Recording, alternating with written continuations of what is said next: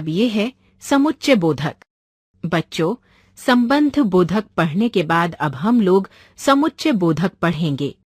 आइए समुच्चय बोधक को समझने के लिए निम्नलिखित वाक्यों को पढ़ते हैं। अपूर्व और अद्भुत पतंग उड़ाते हैं। मैं चाय या कॉफी पीऊंगी। पिताजी बीमार हैं, इसलिए मैं डॉक्टर के पास जा रहा हूं। बच्चों, इन वाक्यों में रंगीन शब्दों और या तथा इसलिए को ध्यान से देखिए। इन शब्दों में और, अपूर्व तथा अद्भुत शब्दों को जोड़ता है या। शब्द चाय तथा कॉफी शब्दों को जोड़ता है एवं इसलिए शब्द पिताजी बीमार हैं तथा मैं डॉक्टर के पास जा रहा हूं। इन दो उपवाक्यों को जोड़ता है, अतः इन शब्दों को समुच्चय बोधक कहते हैं। बच्चों, अब आप समझ गए होंगे कि जो शब्द दो शब्दों, वाक्य के अंशों या उपवाक्यों को जोड़ते हैं, उन्हें समुच्चय बोधक या योजक कहते हैं।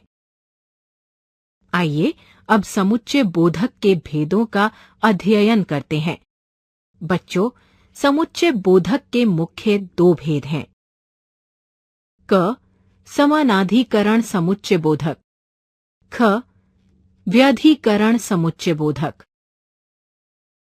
क. समानाधिकरण समुच्चय बोधक। जो समुच्चय बोधक शब्द समान शब्दों, वाक्य के अंशों तथा वाक्यों को जोड़ता है, उसे समानाधिकरण समुच्चय बोधक कहते हैं। जैसे घर जाओ और खाना लाओ। इस वाक्य में और समुच्चय बोधक घर जाओ तथा खाना लाओ इन दो समान वाक्यों को जोड़ रहा है, अतः ये समानाधिकरण समुच्चय बोधक हैं। अब इस वाक्य को पढ़िए। मुझे पत्रिका नहीं चाहिए, बल्कि समाचार पत्र चाहिए। इस वाक्य में बल्कि समुच्चय बोधक शब्द मुझे पत्रिका नहीं चाहिए, मुझे समाचार पत्र चाहिए, इन दो समान स्तर के वाक्यों को जोड़ता है, अतः ये समानाधिकरण समुच्चय बोधक हैं। समानाधिकरण समुच्चय बोधक शब्द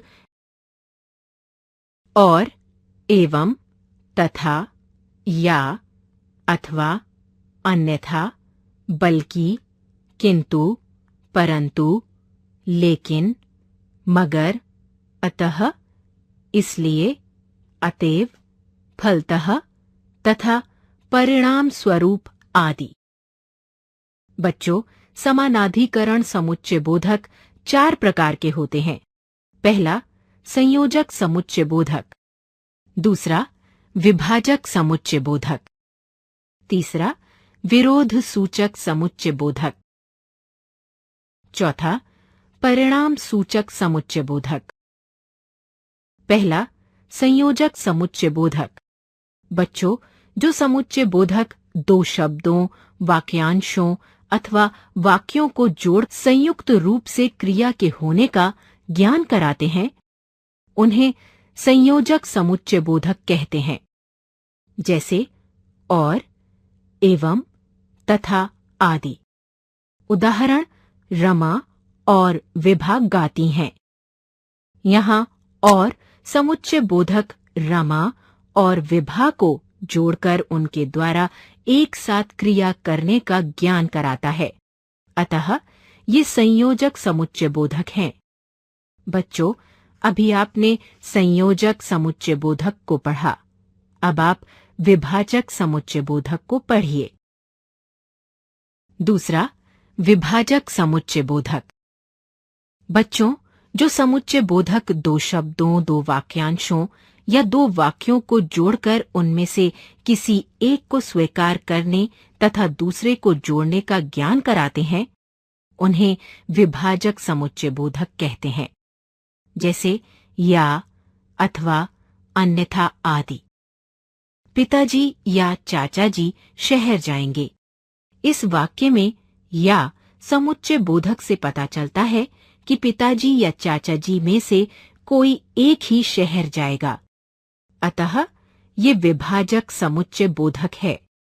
समुच्चय बोधक का अगला भेद है विरोध सूचक समुच्चय बोधक। आइए इसे पढ़ते हैं। तीसरा, विरोध सूचक समुच्चय बोधक। जिन समुच्चय बोधकों से दो शब्दों, वाक्यांशों या वाक्यों के मध्य विरोध प्रकट होता है, उन्हें विरोध सूचक समुच्चय बोधक कहते हैं। जैसे बल्कि, परंतु, लेकिन, मगर आदि। मामा नहीं बल्कि मामी आई हैं। यहाँ बल्कि समुच्चय बोधक से ये पता चलता है कि मामा नहीं आए, मामी आई हैं। अर्थात दोनों क्रिया में विरोध का पता चलता है। अतः ये विरोध सूचक समुच्चय बोधक है। अब आता है परिणाम सूचक समुच्चय बोधक। चौथा, परिणाम सूचक समुच्चय बोधक। बच्चों, जिस समुच्चय बोधक से ये पता चलता है कि एक क्रिया के होने या न होने के कारण दूसरी क्रिया नहीं हुई, उसे परिणाम सूचक समुच्चय बोधक कहते हैं। जैसे वर्षा होने लगी, इसलिए छात्र विद्यालय नहीं आए।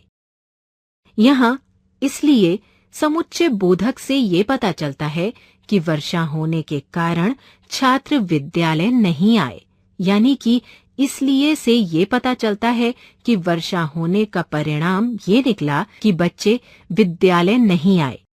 इसलिए ये परिणाम सूचक समुच्चय बोधक है। ख, व्यधिकरण समुच्चय बोधक। बच्चों, जो समुच्चय बोधक किसी वाक्य के प्रधान उपवाक्य तथा आश्रित उपवाक्य को जोड़ते हैं, उन्हें व्यधिकरण समुच्चय बोधक कहते हैं। जैसे यदि परिश्रम किया होता तो परीक्षा में अच्छे अंक आते। इस वाक्य में तो समुच्चय बोधक यदि परिश्रम किया होता इस आश्रित उपवाक्य तथा परीक्षा में अच्छे अंक आते इस प्रधान उपवाक्य को जोड़ता है। इसलिए ये व्यधिकरण समुच्चय बोधक है।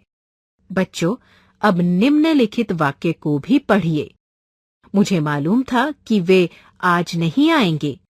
इस वाक्य में प्रयुक्त समुच्चय बोधक की प्रधान उपवाक्य मुझे मालूम था एवं आश्रित उपवाक्य वे आज नहीं आएंगे को जोड़ता है। अतः ये व्यधिकरण समुच्चय बोधक है। व्यधिकरण समुच्चय बोधक शब्द ताकि, क्योंकि, कि, चूंकि, इसलिए, यद्यपि, तथापि, जो तो, यदि तो, अर्थात, मानो, यानी, आदि। आइए अब व्यधिकरण समुच्चय बोधक के प्रकारों को पढ़ें। व्यधिकरण समुच्चय बोधक के प्रकार। बच्चों, व्यधिकरण समुच्चय बोधक के भी 4 प्रकार होते हैं। पहला, कारण सूचक समुच्चय बोधक। दूसरा, संकेत सूचक समुच्चय बोधक। तीसरा, उद्देश्य सूचक समुच्चय बोधक। चौथा, स्वरूप सूचक समुच्चय बोधक। पहला है कारण सूचक समुच्चय बोधक। बच्चों, जिस समुच्चय बोधक से पहले वाक्य की क्रिया के होने का कारण दूसरे वाक्य में मिलता हो, उसे कारण सूचक समुच्चय बोधक कहते हैं। जैसे ताकि, क्योंकि, चूंकि, इसलिए, आदि। उदाहरण, दूध ले आओ क्योंकि चाय बनानी है। यहाँ पर क्योंकि समुच्चय बोधक से ये पता चलता है कि दूध ले आओ ये वाक्य कहने का कारण चाय बनाना है। अथवा ये कहें कि चाय बनानी है, इसलिए कहा जा रहा है कि दूध ले आओ, इसलिए ये कारण सूचक समुच्चय बोधक है। बच्चों, अभी आपने कारण सूचक समुच्चय बोधक पढ़ा, अब आप संकेत सूचक समुच्चय बोधक पढ़ेंगे। दूसरा, संकेत सूचक समुच्चय बोधक। जिस समुच्चय बोधक से एक वाक्य की क्रिया के होने या न होने के कारण का संकेत दूसरे वाक्य में मिलता है, उसे संकेत सूचक समुच्चय बोधक कहते हैं। जैसे यद्यपि, तथापि, यदि तो, आदि। उदाहरण, यदि परिश्रम करते तो अच्छे अंक आते। यहाँ यदि और तो समुच्चय बोधक से अच्छे अंक ना आने के पीछे उसका कारण परिश्रम न करने का संकेत मिल रहा है। अतः ये संकेत सूचक समुच्चय बोधक है। आपने अभी संकेत सूचक समुच्चय बोधक पढ़ा। चलिए अब उद्देश्य सूचक समुच्चय बोधक पढ़ते हैं। तीसरा, उद्देश्य सूचक समुच्चय बोधक। बच्चों, जिस समुच्चय बोधक से एक वाक्य की क्रिया के उद्देश्य के दूसरे वाक्य में होने की सूचना मिलती है, उसे उद्देश्य सूचक समुच्चय बोधक कहते हैं। जैसे ताकि, जिससे कि, इसलिए कि आदि। उदाहरण, शिखा ने छाता खरीदा ताकि बरसात में भीगे नहीं। यहाँ ताकि समुच्चय बोधक से ये पता चलता है कि छाता खरीदने का उद्देश्य बरसात से बचाव करना है। अतः ये उद्देश्य सूचक समुच्चय बोधक है। उद्देश्य सूचक समुच्चय बोधक के पढ़ने के बाद आइए अब स्वरूप सूचक समुच्चय बोधक पढ़ें। चौथा, स्वरूप सूचक समुच्चय बोधक। बच्चों, जो समुच्चय बोधक किसी व्यक्ति, वस्तु या स्थान आदि के बारे में समझाकर उसके स्वरूप की सूचना देता है, उसे स्वरूप सूचक समुच्चय बोधक कहते हैं। जैसे अर्थात, मानो, कि, यानी आदि। उदाहरण, श्री समर भादुड़ी अर्थात एक निडर एवं साहसी प्रचार्य। यहाँ अर्थात समुच्चय बोधक श्री समर भादुड़ी के स्वरूप अर्थात गुण के बारे में बता रहा है कि वे निडर हैं, साहसी हैं, इसलिए ये स्वरूप सूचक समुच्चय बोधक है। बच्चों, अब आप विस्तार से समुच्चय बोधक के विषय में पढ़ चुके हैं। विस्मयादि बोधक। बच्चों, समुच्चय बोधक शब्दों को पढ़ने के बाद अब हम विस्मयादि बोधक शब्दों को पढ़ेंगे। आइए पहले इन वाक्यों को पढ़ते हैं। आहा, गर्मा गर्म जलेबियां। छी, इस पिल्ले को हटाओ यहां से। सावधान, आगे बहुत बड़ा गड्ढा है। जीते रहो, ईश्वर तुम्हें लंबी उम्र दे। हाय, बेचारे का बेटा मर गया। अरे, तुम मोटरसाइकिल चला लेते हो। बच्चों, इन वाक्यों में आए आहा, छी, सावधान, जीते रहो, हाय तथा अरे शब्द विस्मय का बोध कर रहे हैं, क्योंकि वाक्यों को पढ़ने से पता चलता है कि आहा शब्द प्रसन्नता को, छी शब्द घृणा को, सावधान खतरे को, जीते रहो आशीर्वाद को, हाय शोक को तथा अरे आश्चर्य को प्रकट कर रहा है। विस्मय का बोध कराने के कारण इन शब्दों को विस्मयादि बोधक शब्द कहते हैं। अच्छा, बताइए कि क्या निम्नलिखित वाक्य में रेखांकित शब्द विस्मयादि बोधक शब्द हैं? शाबाश, तुमने तो अपने कुल का नाम रोशन कर दिया। उफ, यहाँ कितनी घुटन है। खबरदार, आगे एक शब्द भी मत बोलना। आह, पता नहीं दांत का दर्द कब ठीक होगा। इन वाक्यों में रेखांकित शाबाश, उफ, खबरदार तथा आह विस्मयादि बोधक शब्द हैं, क्योंकि वाक्यों को पढ़ने से ज्ञात होता है कि शाबाश शब्द से खुशी, उफ शब्द से बेचैनी, खबरदार शब्द से चेतावनी तथा आह शब्द से पीड़ा और कष्ट प्रकट हो रहा है। बच्चों, अब आप समझ गए हैं कि जिन शब्दों द्वारा विस्मय यानी आश्चर्य, हर्ष, भय, शोक आदि भाव प्रकट होते हैं, उन्हें विस्मयादि बोधक शब्द कहते हैं। बच्चों, कुछ विकारी शब्दों का भी विस्मयादि बोधक के रूप में प्रयोग होता है। संज्ञा शब्द, राम राम, मुझे तुमसे ऐसी उम्मीद नहीं थी। सर्वनाम शब्द, क्या मोहन प्रतियोगिता में प्रथम आया। विशेषण शब्द, अच्छा तुमने सारा काम खत्म कर दिया। क्रिया शब्द, आओ यहां बैठो।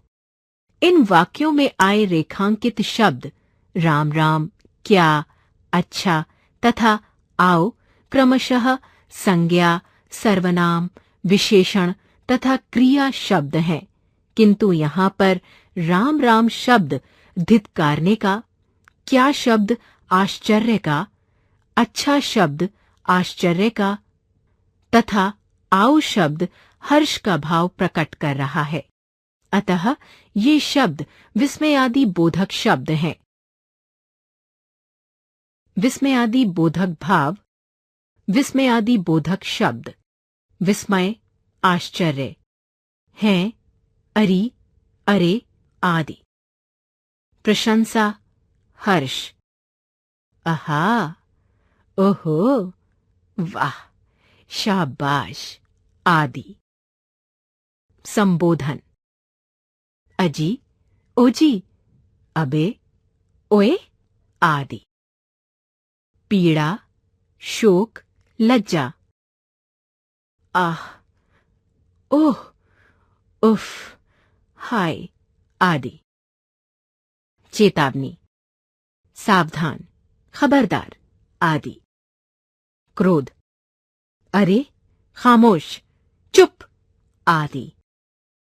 आशीर्वाद, जीते रहो, दीर्घायु हो, खुश रहो आदि।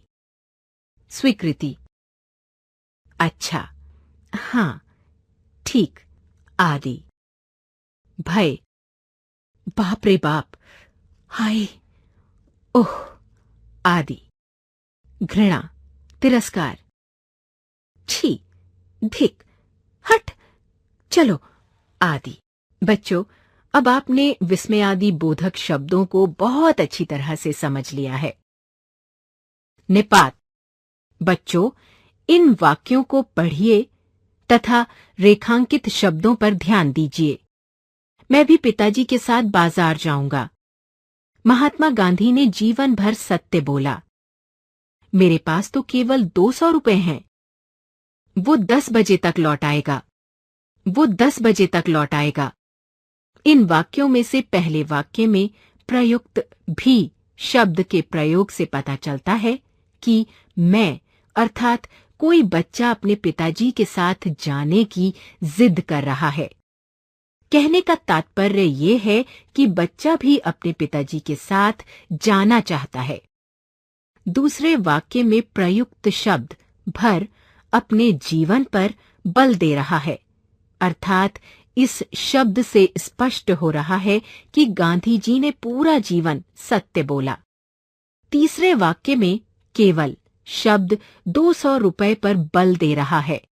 ये शब्द स्पष्ट कर रहा है कि मेरे अर्थात बोलने वाले के पास 200 रुपए ही हैं, अधिक नहीं। चौथे वाक्य में प्रयुक्त तक शब्द 10 बजे पर बल दे रहा है, अर्थात आने के लिए समय को बता रहा है कि वो 10 बजे तक लौट आएगा, उससे पहले नहीं। ये अव्यय शब्द निपात हैं। बच्चों, अब आप समझ गए होंगे कि जो अव्यय शब्द किसी शब्द के साथ उसके अर्थ पर बल देते हैं, उन्हें निपात कहते हैं। निपात के विषय में ध्यान रखने योग्य बात यह है कि निपात का स्थान परिवर्तित होने से उसके अर्थ में भी परिवर्तन हो जाता है। जैसे सेठ ने रमण को केवल 10 रुपए दिए। सेठ ने केवल रमण को 10 रुपए दिए। यहां पहले वाक्य में केवल निपात 10 रुपए पर बल दे रहा है, अर्थात ये स्पष्ट कर रहा है कि सेठ ने रमण को केवल 10 रुपए दिए, अधिक नहीं। इसके विपरीत दूसरे वाक्य में केवल निपात रमण पर बल दे रहा है। इसके प्रयोग से स्पष्ट हो रहा है कि सेठ ने रमण को ही 10 रुपए दिए हैं, दूसरों को कम या ज्यादा दिए हैं। कुछ मुख्य निपात निम्नलिखित हैं: तक, मात्र, केवल, भी, ही, तो।